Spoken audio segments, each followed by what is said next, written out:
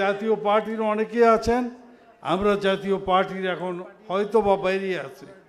আমরা যদি এখন বাংলাদেশে আওয়ামী লীগও দেখেছে মানুষ, এই জুলাই বিপ্লবে যে ধ্বংসযজ্ঞ হলো আপনার বাংলাদেশে, সেগুলো মানুষ মানে যে আজকে ভীত সন্ত্রস্ত যে আওয়ামী লীগ কী করলো, বিএনপিকেও দেখেছে কিন্তু, এবং আজকেও দেখছে।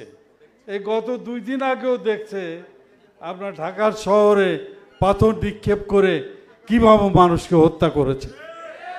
তাহলে আওয়ামী লীগও আর আসতে পারবে কিনা আমার সন্দেহ, কি হবে তা জানি না।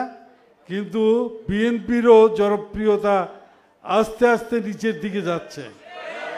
মানুষ অল্টারনেটিভ হিসেবে মানুষ এর পরিবর্তে কি চাচ্ছে, যে একটা দল, যে দলের নেতা ছিল এরশাদ সাহেব, যে দল এই দেশের জনগণের মানুষের জন্য সেবা করেছে এবং শাসন না মানুষের সেবা করেছে, মানুষকে শান্তি দেওয়ার জন্য চেষ্টা করেছে, কৃষকের গ্রামের মানুষের উন্নতি করার জন্য তাকে পল্লীবন্ধু ও আখ্যা দিয়েছে। আমি মেনলি ট্রেড ইউনিয়ন করি, শ্রমিক আন্দোলন করি।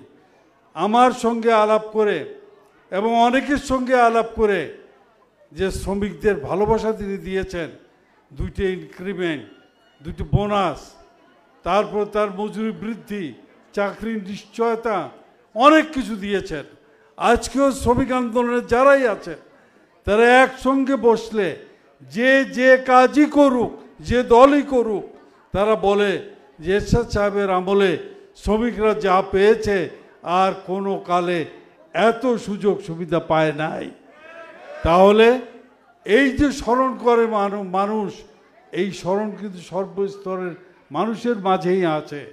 এই স্মরণকে শুধু কাজে লাগানো।